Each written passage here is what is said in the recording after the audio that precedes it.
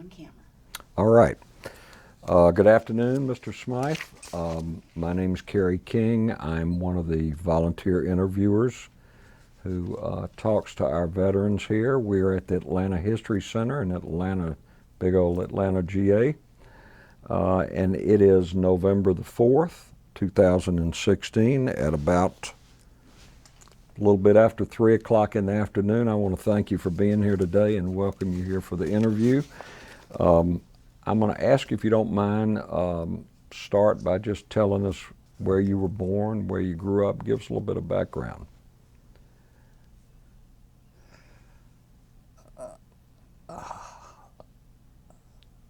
I'm from Windsor, Ontario, Canada. In World War II, everybody went into the service. Canada had more men under arms than any other allied country. And my brother was in the Air Force. My other brother was in the Army. It was a thing a person should do.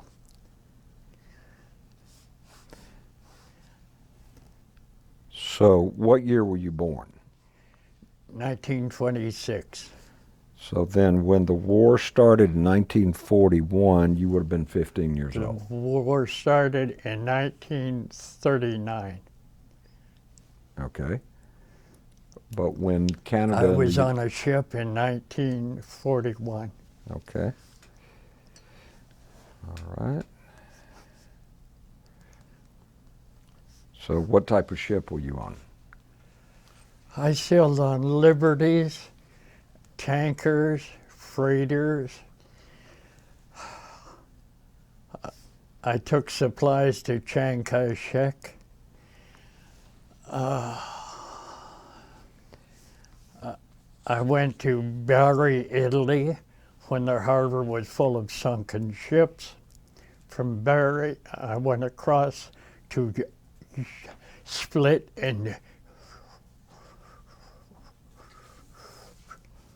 Yugoslavia. Doesn't even exist anymore, does it?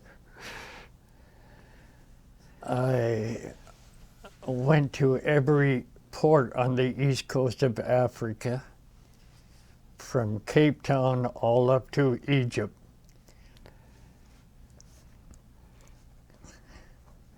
And I believe you were in the Merchant Marines, or were you in the Navy? Merchant. Merchant Marine. I was 4F. And why were you 4F? Trouble with my speech. I see. But when the Korean War came along, I was no longer 4F. When they need somebody to be shot at, they don't worry about it too much, do they? So, well, let's go back to your Merchant Marine stuff. Did you start that in 1941? Yes, sir. So you were only 15 years old when you joined the Merchant Marines? Right. So tell us a little bit, what was your first job? I think I vaguely remember. I think I went back to school, but I never completed high school. Uh-huh. And what was your first job in the Merchant Marines when you were 15? Ordinary seaman. Then I went up to able seaman, AB. Okay. In wartime, it was 18 months. In peacetime, it took 36 months. In wartime, it was how long in wartime? How's that, sir? How many, what was your tour in wartime? How long were you supposed to serve?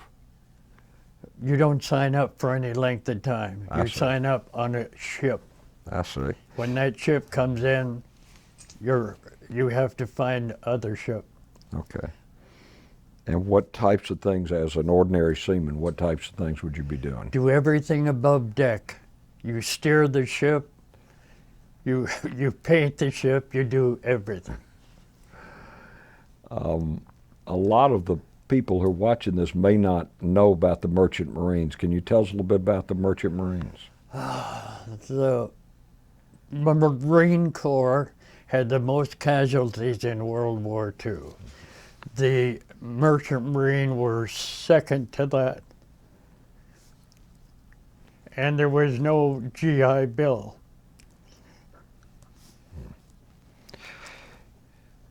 And the Merchant Marines were they protecting cargo moving over the seas? Yes. Or? I was on tankers, freighters, in the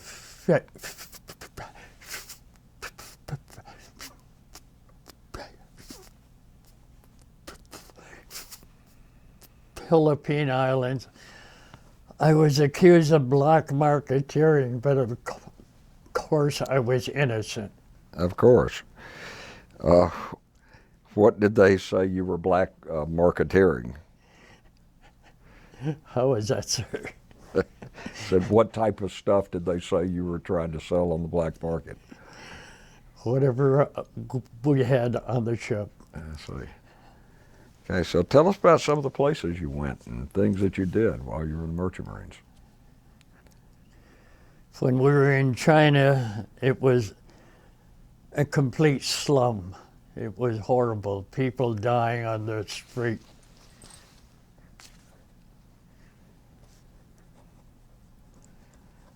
Of starvation or illnesses or? Hunger, whatever. Okay, and how long were you, what period of time were you in China? What years and how long? It was in the 40s. I was in Yugoslavia also in the 40s when Tito was fighting Mihailovich. If you mention those names now, people will say, who? And Tito was in power at that time? No, they were still at war. They're still at war.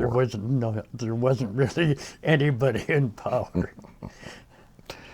Now, were they, at that time, they were not yet part of the Soviet Union, or were No. they? They were They not. never became part of the Soviet Union. Yugoslavia did not. Tito held the country under his thumb. I see. He did a very good job. As soon as he died, the country exploded. I see. So, tell me what kinds of, when you would get to these various ports, I mean, what was your mission, the mission of the Merchant Marines? Were you delivering goods there? Yes, delivering goods to wherever you went. Up in East Africa, I contacted malaria. Yeah. They had a pill we were supposed to take. I think it was called Atabrian. It turned your skin yellow. Mm-hmm.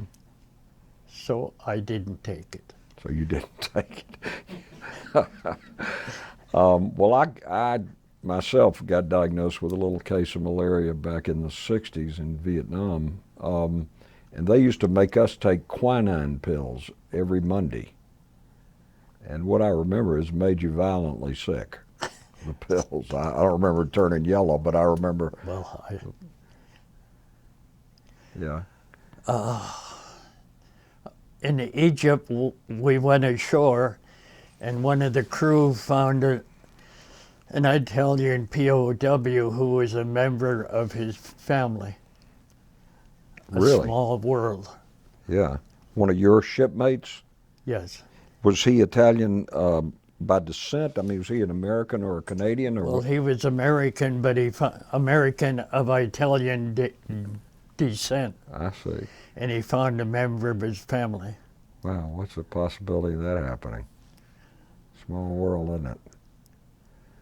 So there were Italian POWs that were being held in Yes. Egypt?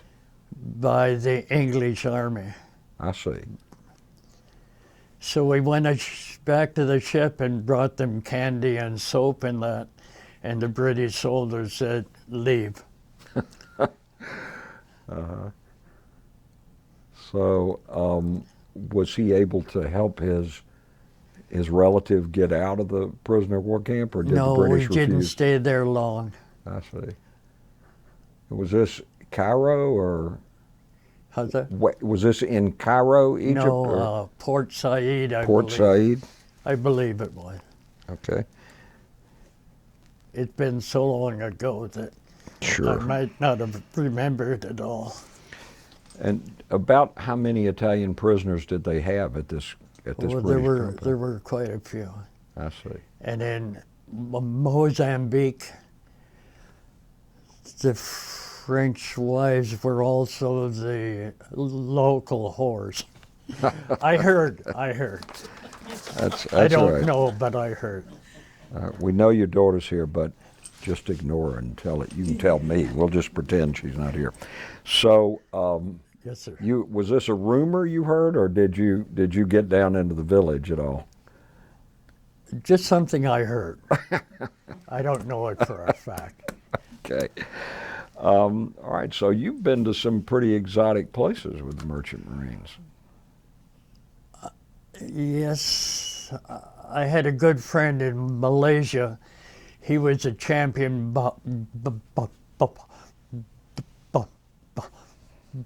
boxer. When my wife were married 25 years, we went to see him.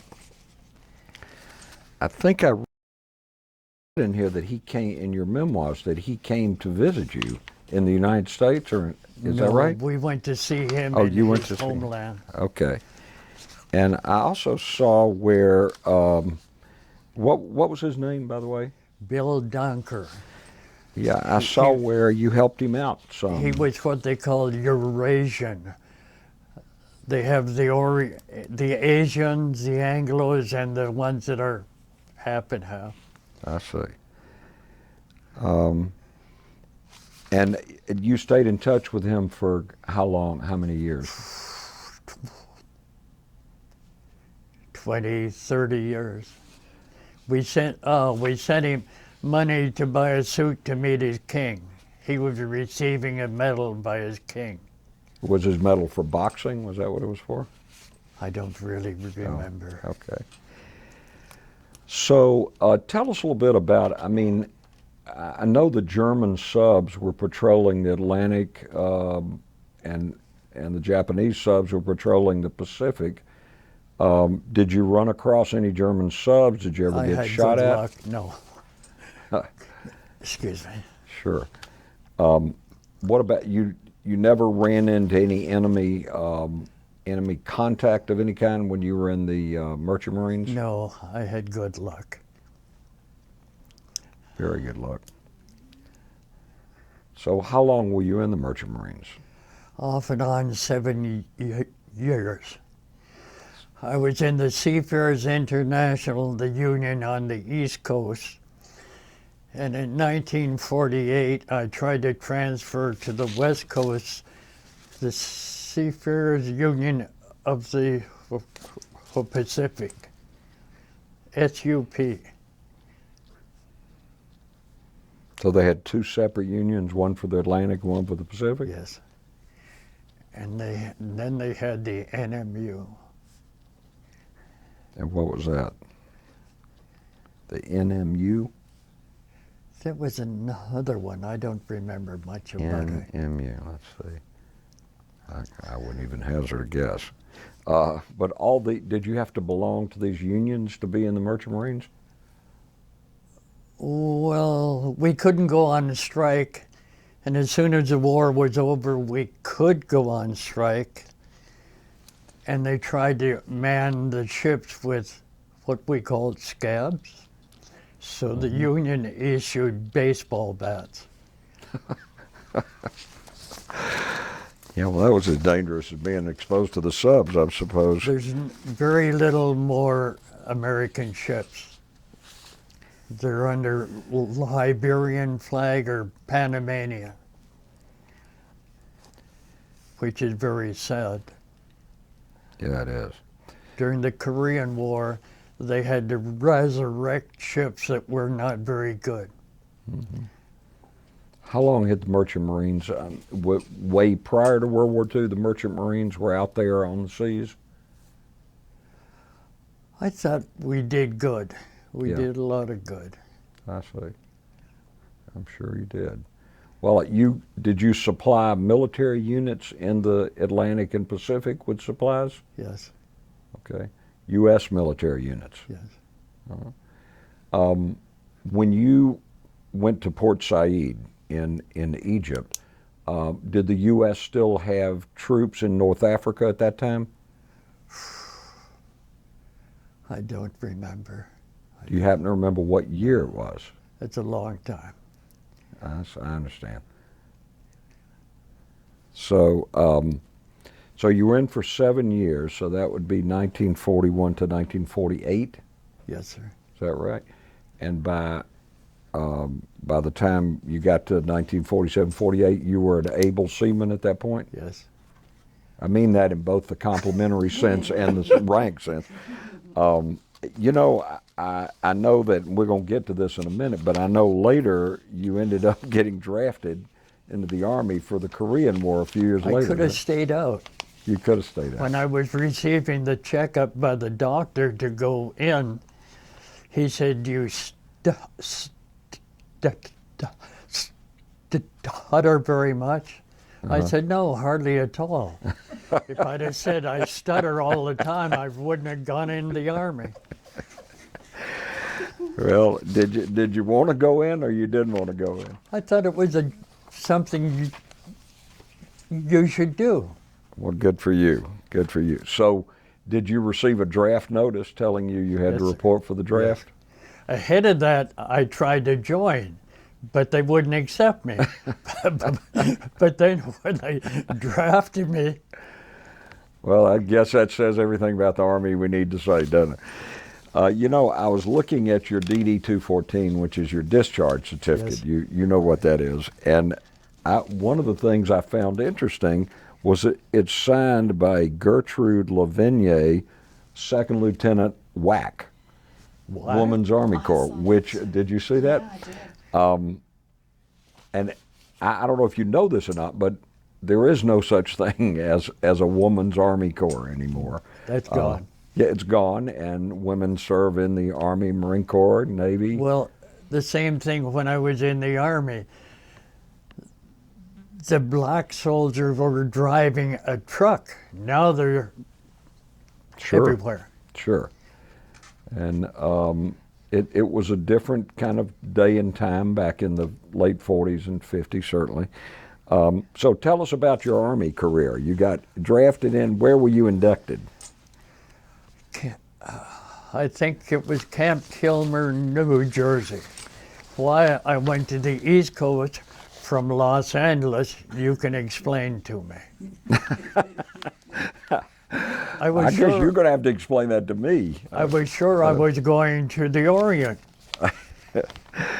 Well, you know, the Army moves in mysterious ways here. I was in the 163rd Military Police Battalion, the 5th Army, So you were a cop for a while. for a while. Okay. They had us going out on the street directing traffic in Battle Creek,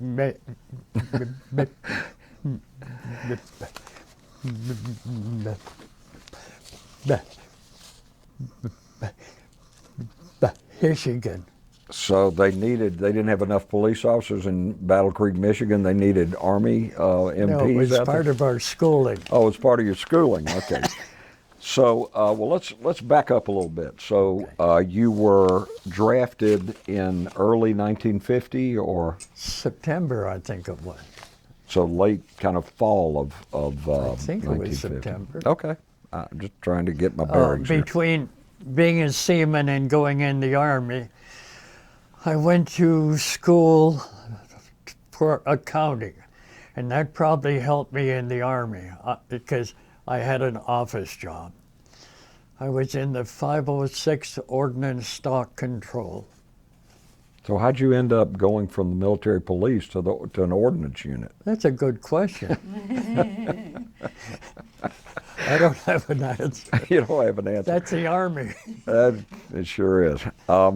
Where did you do your basic training? Can you believe it? I don't. In Michigan. In Michigan. Would that be Fort Custer? Yes, it was. Okay. So that was kind of ominous, wasn't it, being assigned to Fort Custer, knowing the history of General Custer? The where we slept, or the barracks must have been left over from World War I. When it snowed, the snow would come inside. Well, they wanted to give you real life training in camping outside. They did. So do you recall at all how long your basic training was back in those days? I thought we were going to war. Uh-huh. We did all this crawling under the barbed wire, machine guns going over top, all of that. So I was surprised when I didn't go.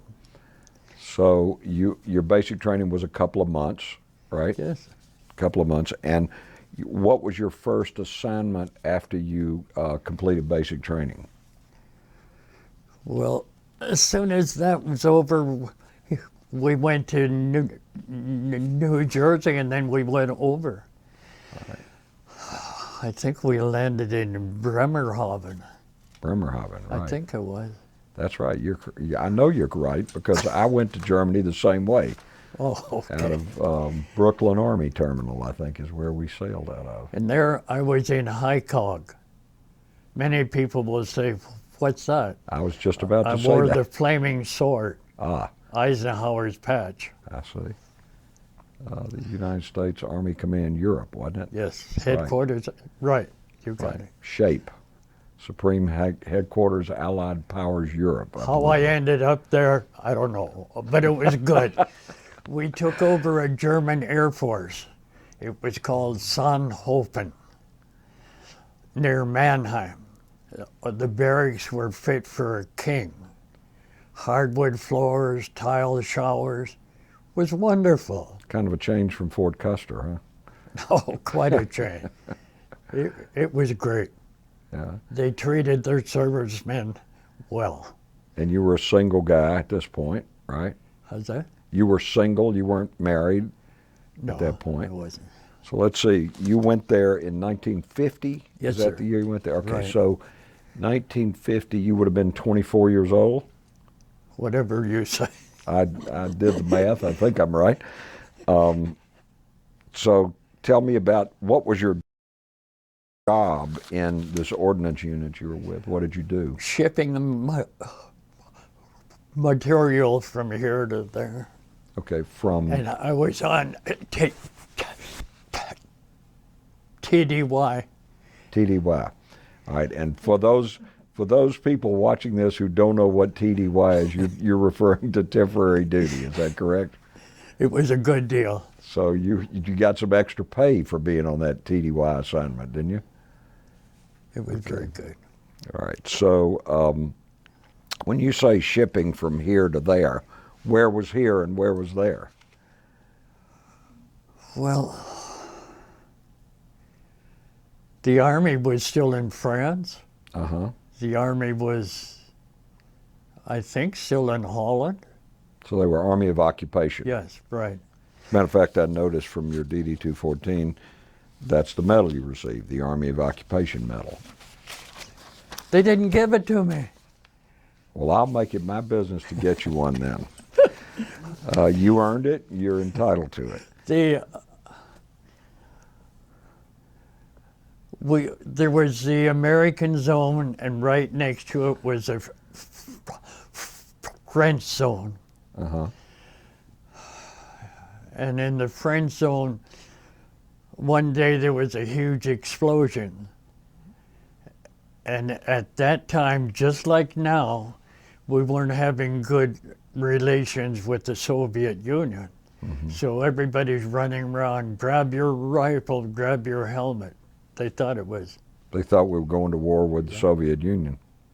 Mm-hmm. Mannheim, as I remember, is in kind of the western part of Germany, in West below Germany. Heidelberg. Down, I was just, No, yeah, below Frankfurt, near Heidelberg. kind of on that Autobahn there. I guess. Yeah, I was there for 3 years, not in Mannheim, but I was there in Germany. So, I went back with my wife, and the only thing I could recognize there was a water tower in the middle of town. When I was there were air raid shelters that were turned into hotels. They were huge, monstrous things. yeah. And the materials your unit was sending from here to there, Yes. what materials were they? Was it Say ammunition? tanks or trucks, jeeps. So it was vehicles. Yes. Okay. And were you working to maintain the vehicles, or were you seeing, No, I'm just shipping them. you're shipping them? Yes. Okay. And who were you supplying them to? American troops or Yes. Allied troops in general, or No, it's just American. just American troops?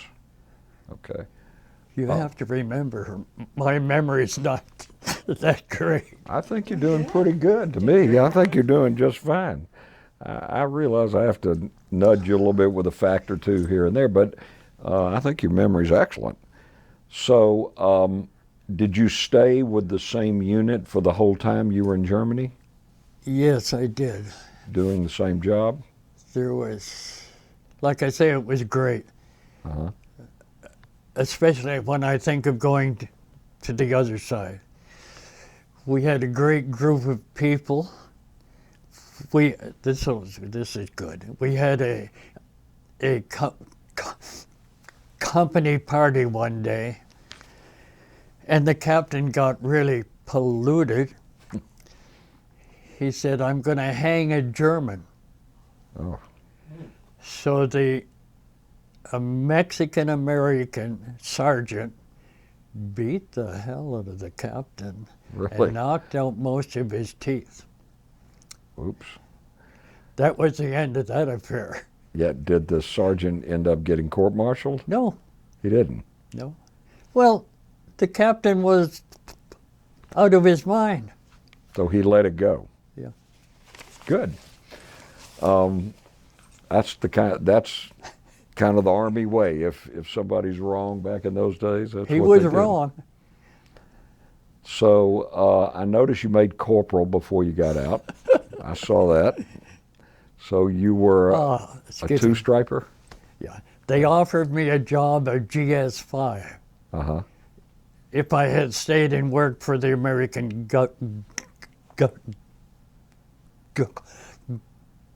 government.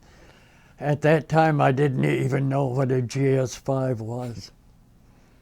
Maybe it was a good deal. Might have been a good deal. I don't know. So you were in Germany how long? 2 years? Yes, 2 years. Did you get a chance to travel around Europe while you were there? I traveled a little bit with my girlfriend. Uh-huh. I asked her to get married, and she said, yes, if you stay here. That was the end of that. Was this a German girl? Yeah. All right, now Very nice. we're gonna seal this part of the transcript to make sure your wife can't get hold of it and your children can't get hold of it. I'm kidding, of course. So this was a German girlfriend, and she said, "If you'll stay here, I'll marry We can you." get married. So I'm taking it that you passed up that offer. Is that accurate? Here. I always try to leave people in a good mood. In Africa, in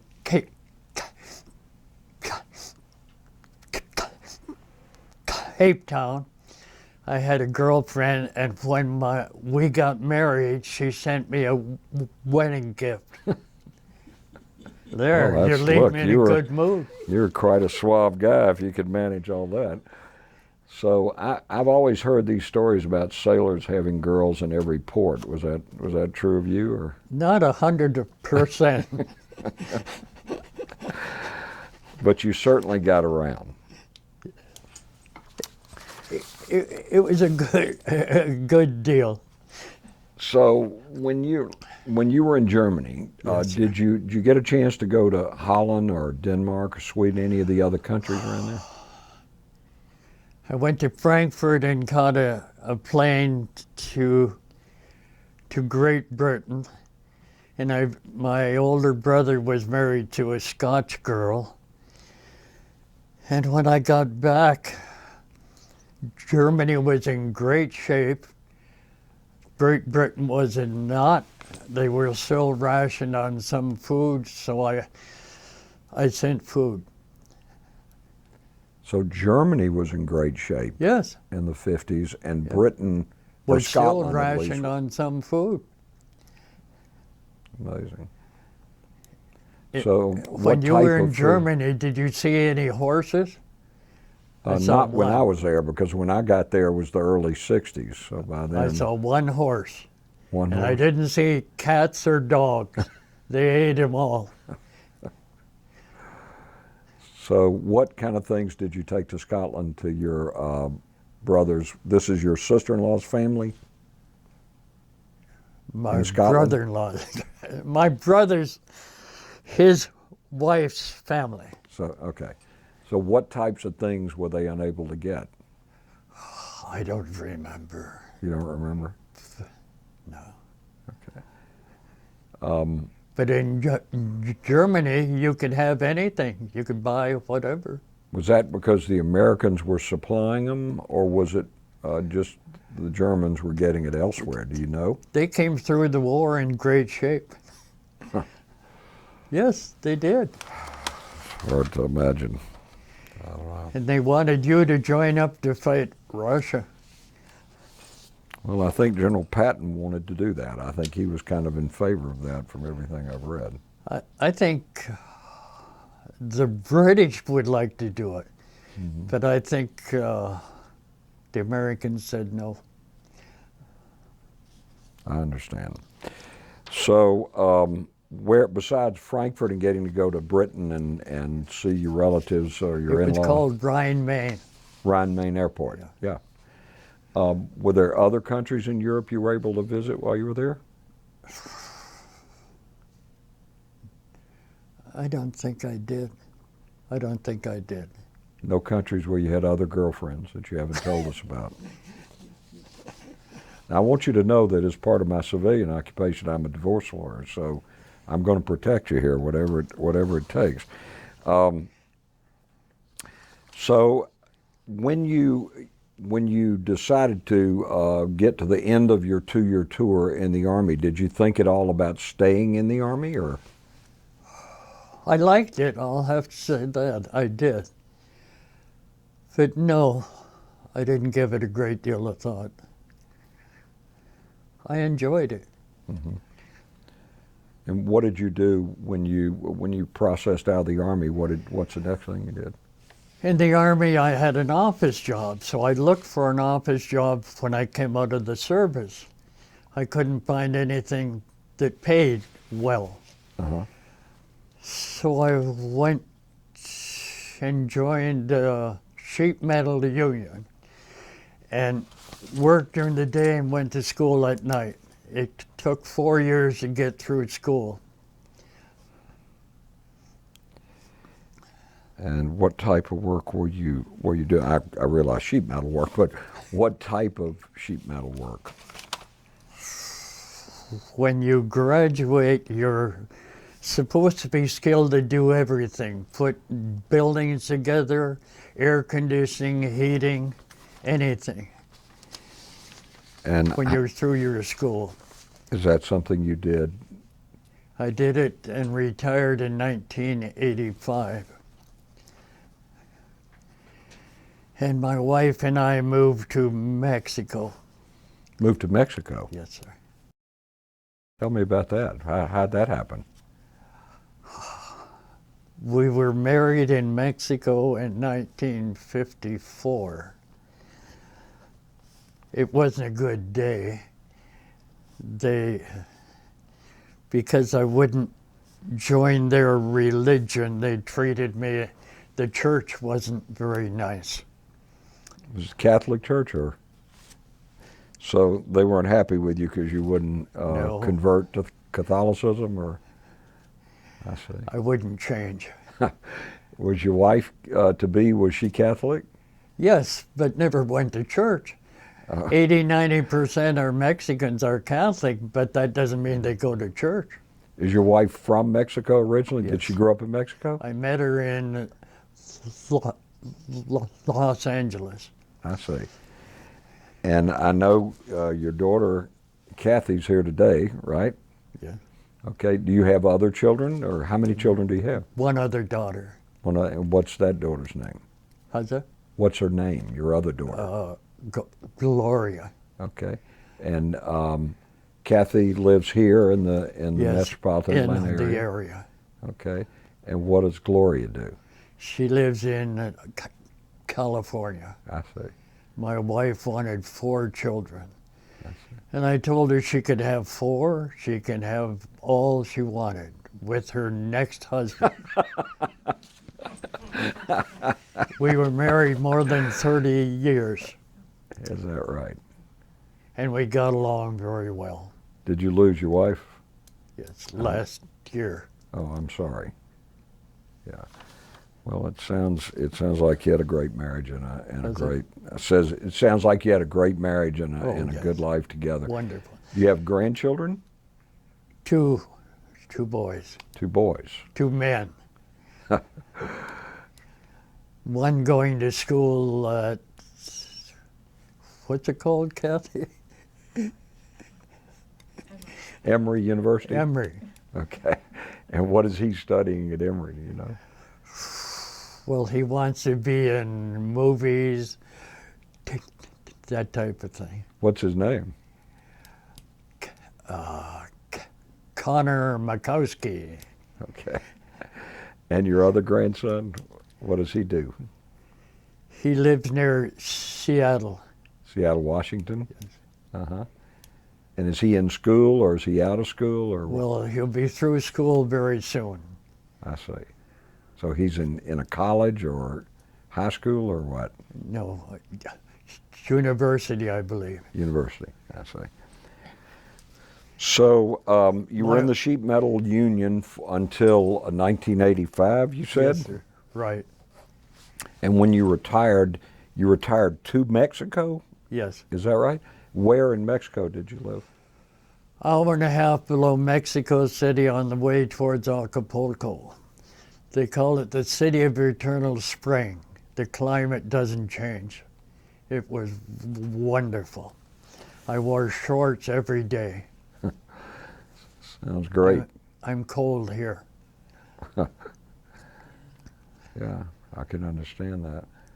So, how you stayed in Mexico from '85 until when? Until when did last December.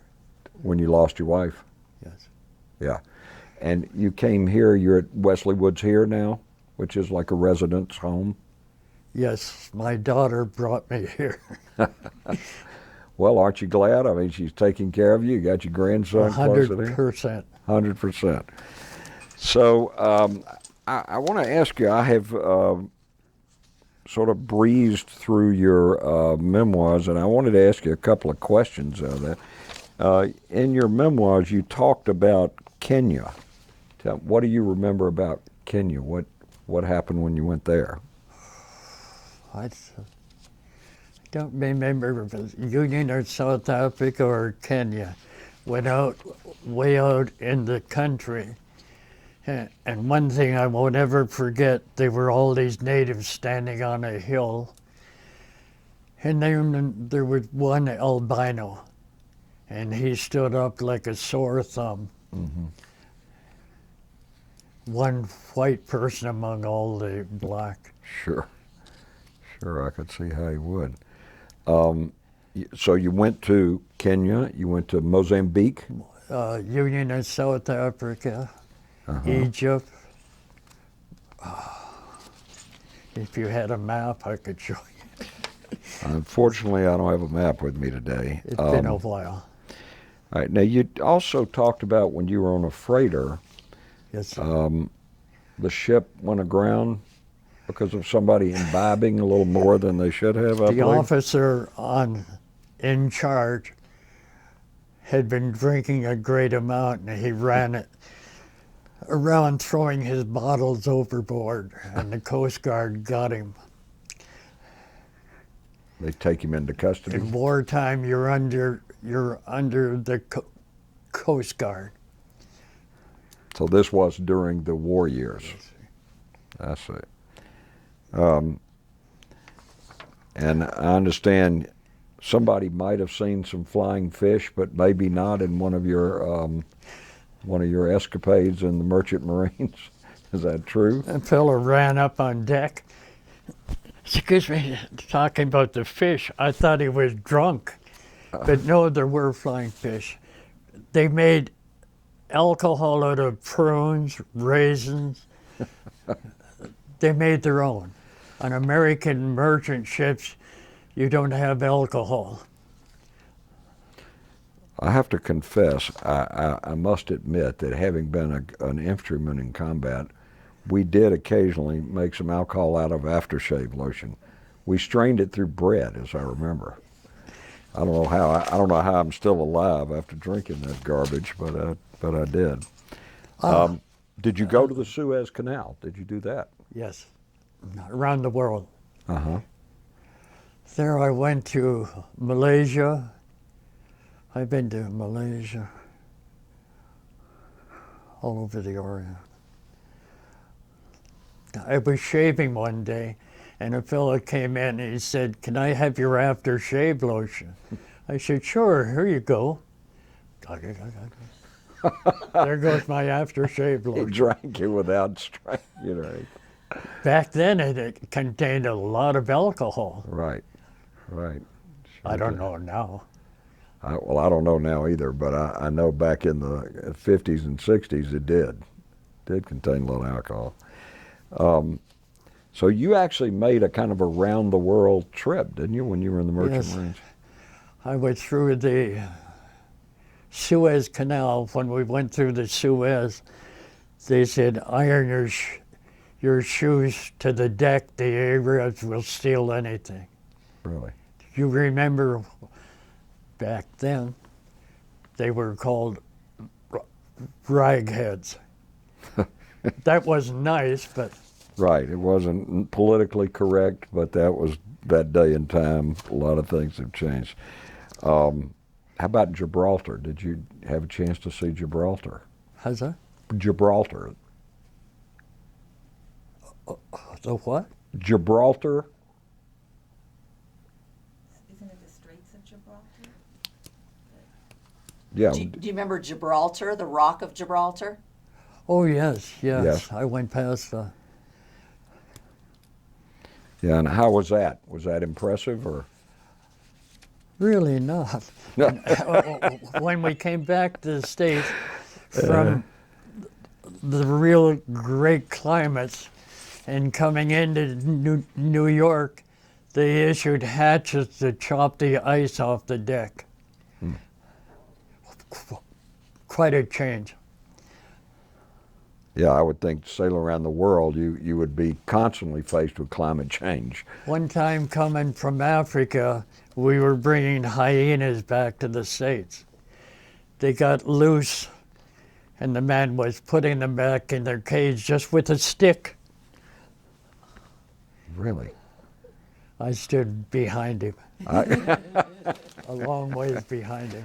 Well, what in the world were you bringing hyenas back for? For what purpose? I guess a zoo, For a zoo or something? I guess. Yeah, I don't think I would want to be on a ship with hyenas running loose. Now, the Chinese, that's a particularly interesting subject, I think.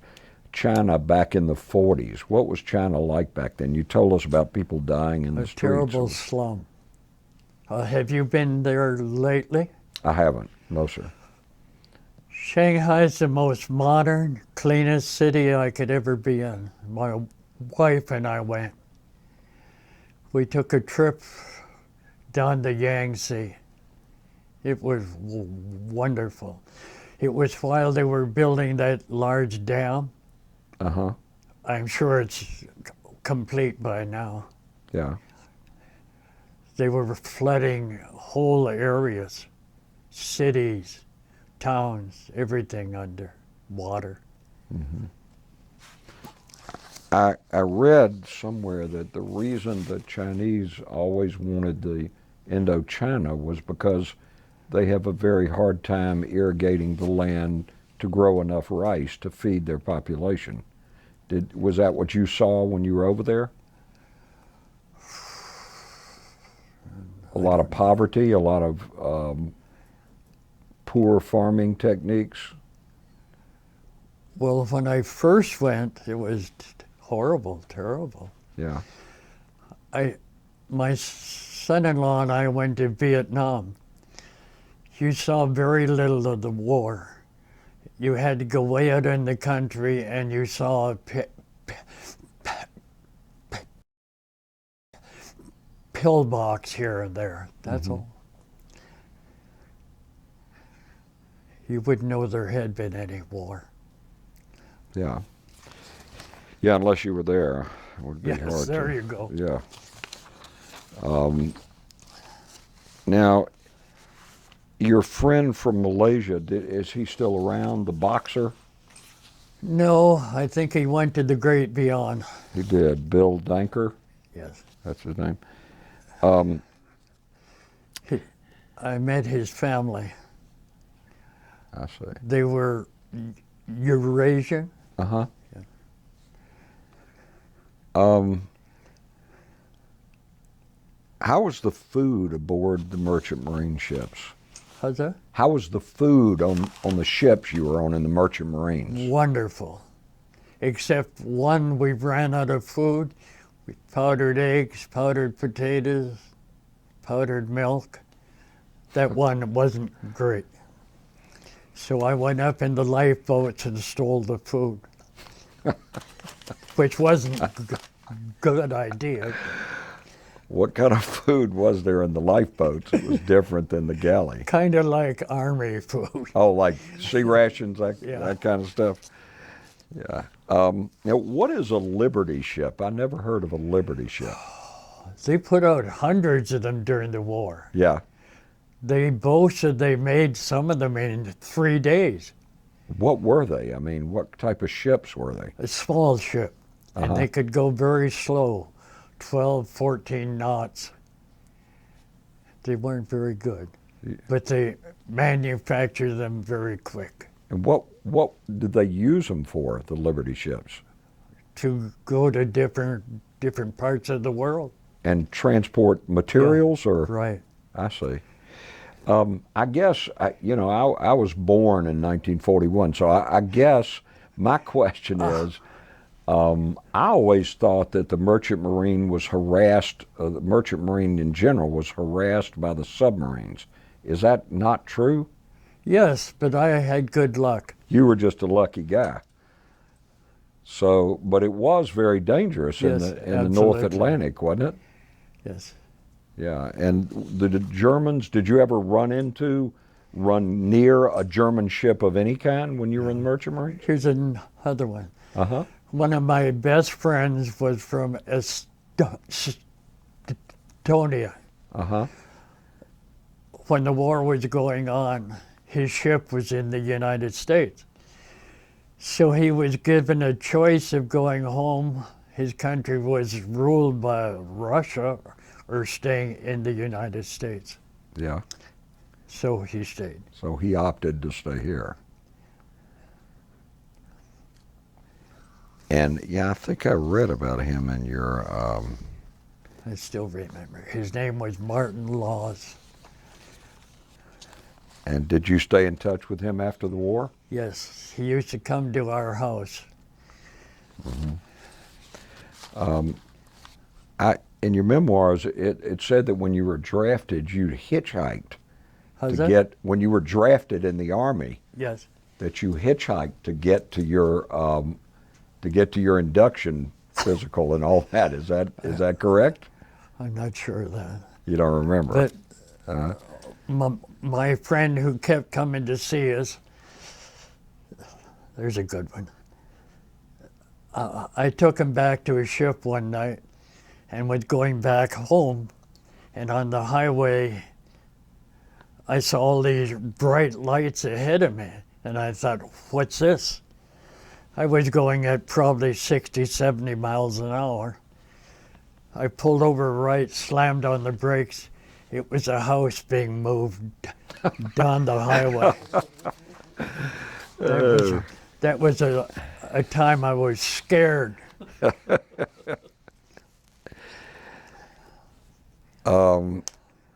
Did you, when you were in the military police, that was before you became deployed to Germany, right? Yes. That was before they said, 163rd Military Police Battalion. did you have to go arrest AWOLs? I guarded some of the people, and I said, please stay here and I'll go to the PX and buy you some food. These were the prisoners in the stockade? I tried to get along. I see that. Was that in Michigan? Yes. Okay. You did tell us about going to Scotland.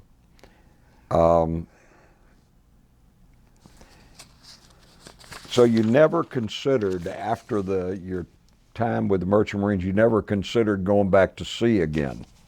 I did. That's when I contacted the Sailors Union of the Pacific, Yeah. and I told them I would like to go back to sea, but there's, on the ship they call it a purser. He takes care of the paperwork. They contacted me and said, when you reach San Francisco, come to see us, and I didn't go. You didn't go. Changed your mind on the way there.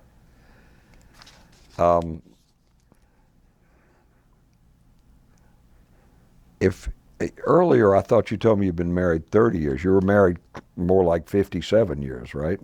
61 years. 61 years. Yes.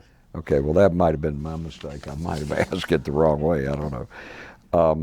I told you earlier I'm interested in cars, and I saw that you drove to Mexico in a 1948 Ford. It took 3 days.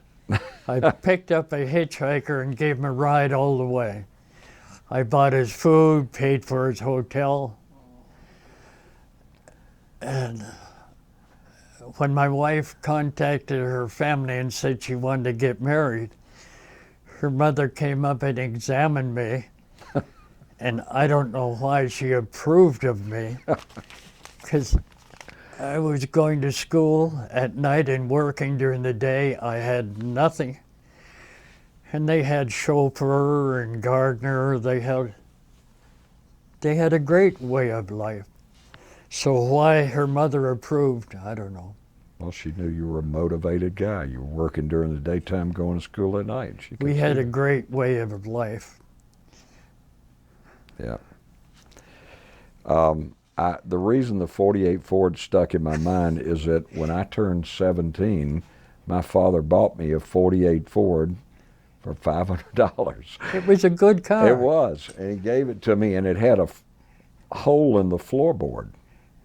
And when I would have a date, you know, it had that gear shift on the post, and I had a date, they'd say, why is there a hole in the floorboard? And I said, well, I have to drag my foot on the ground to stop the car. So it was my favorite car, though, I have to say. My first car was a Studebaker, 41 Studebaker Champion. Uh-huh. It was a good car. They don't make great cars But like I that anymore. flipped it over. They all look alike now, don't they? Yes, Yes, yes. they do. I have a friend who said they all look like jelly beans. Jelly beans all painted in. So you sent us a whole series of photographs of you when you were in the military. Did we print those out or not? We did, but the quality is not. So we'll chat about that. Maybe we can get All right. better quality images. Do you have one of my I have one of a car that I'm. my girlfriend? We do have that one. I can't find I one. have it here. I think my daughter threw them all away. I'm going to hand you this particular one, And you and I were talking about this car before we went on the record here. Tell us about where was that picture taken, and hold it up if you would. Turn it around so we can get it on the camera here. I'm sure this must have been an officer's car. This was not a regular automobile. And What- a good car in Germany at that time was a Borg Ward. A Board Ward, Borg Ward. and that time would have been 1951 or 2, Yes, somewhere in there. It was a very good car. And what was the name of this car? What make? Horse. A horse. A horse or a horse? Horch. Okay. Horse. My friend owned it. He was also a corporal. His Quite a name car. was Ted Hubbard. So, is that you standing by the car, leaning on the car there? Yes, it is. You're quite a dapper-looking guy. You've got on that wool He's a uniform with corporal. the Eisenhower jacket. Yeah. Last time I wore a tie. Is when you were in the Army. Is the last time you wore a tie? It was a good life. Yep, it is. Yeah, we used to say 3 hots and a cot. That's how we describe the Army. So, can you hold that picture up for us, and maybe we could zoom in on it a little bit? There we It'll go. be in the Excellent. folder, so they'll be able to look at it. Okay. So So, speaking of cars, I'm curious, why did you roll the Studebaker? How did that happen? On a gravel road. Uh-oh. And I had a date that night, was wearing a white shirt. And the only thing I was worried about was I didn't want to get blood on my shirt. I didn't worry about the car. did it total the car when you rolled it? I think I had it repaired. Yeah, they were made better than they are now. If you rolled one today, you Everything would. is made in there out of fiberglass plastic. True, absolutely true. So, are there other things you want to tell us either about the Merchant Marines or about your service in the Army that you'd like to tell us about?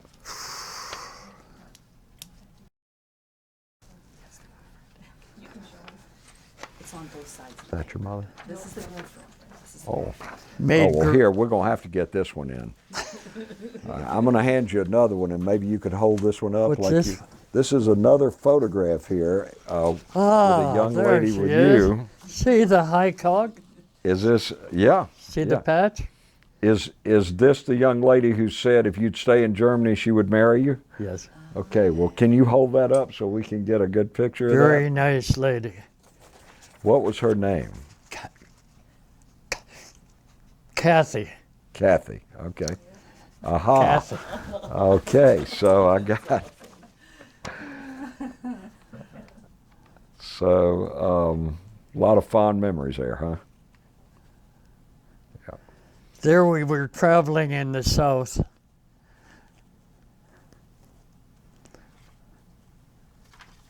God, he looks young. Ooh. Yeah, sometimes I see myself in some of these pictures and I think, who is that guy? These are such great Okay. photos. I love these. You've given us, we'll put the photos that we can make better copies of. How about that one? Let me try. You can have my guess. We're going to try to put them with the video if we can when this is done, It'll but go in this folder. it'll so go in the anybody- folder. Okay. Look at them while they- I want you to tell us about this photograph. It looks like it's in a training exercise. I and think I'm in there. Yes, this you is me recognize on the yourself left. in there. The far, right here. Can you hold that up for facing the camera there for us? And Far left. Okay. the far left, Okay. bent down or standing up? Bent down. Bent down. Okay, good. And were you in Germany when Yes. that was taken?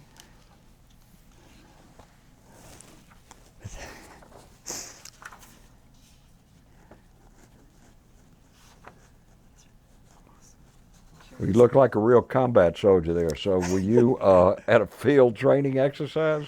I guess it had to be. I was trying to see what type of rifle. If it was a carbine or an M1. Probably an M1 would be my guess, but I don't know. The officers had a carbine. Because they were lazy. It was lighter to carry a carbine. I was an officer, I know. Let me hand you, oh, wait a minute now. You're going to have to explain this photograph to us here. Is this another one of your girlfriends here? Not really. So where was that photograph taken? Probably the Mr. Union of Smyth? South Africa. Okay. And could you hold that photograph up for us? So Oh, It's amazing. Wow. yeah, it is. So this was in what is now the Republic of South Africa, correct? my girlfriend there was a Russian Jew. Okay. Well, it sounds like you made the rounds. Her name was Bella Skoptobanovich. Wow. I remember.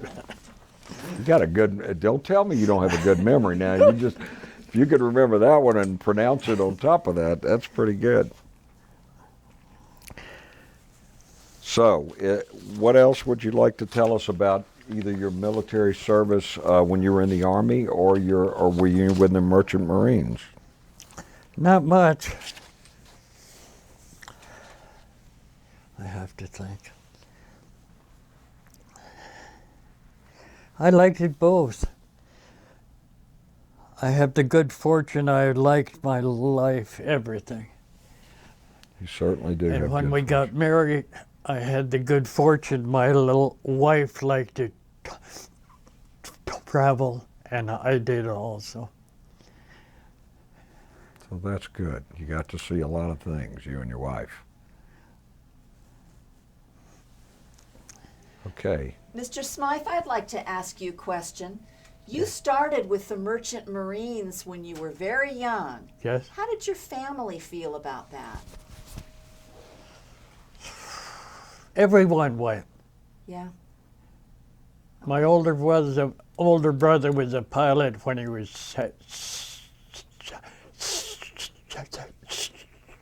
17. Army Air Corps? RCAF. Oh, the Royal Canadian Air Force. Did they have to sign anything to allow you to join the merchant? Really? No. Wow. Okay. Merchant Marines. I was sailed probably out of- different. Yeah. I sailed out of Baltimore, New Orleans, Savannah, Georgia, New York, all up the East Coast. How many children in your family? How's that? How many in your family when you were growing up? How many children were in your family? 3. 3. So it was you and your 2 brothers? Yes. And did My they fa- both survive the war? My father worked for the Canadian government. Uh-huh.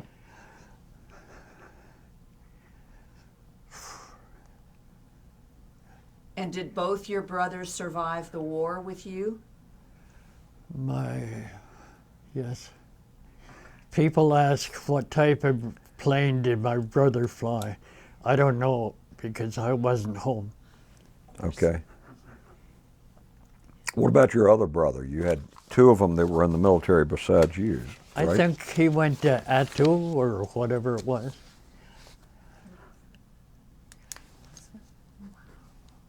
So he was the one in the Army or the Yes, Air Force? the Army. The Army, went to Alaska. Did he actually go to, as part of the Army, did he go to Europe during the No, war? What's those islands off the coast of Alaska? Attu or Uh-huh. Uh-huh. I think he went there. Okay. And your other brother, where was he with the Royal Canadian Air Force? Where did he go? I don't know because I wasn't home. I was see. gone. And you and your brothers never talked about the war and what No. went on? Never did?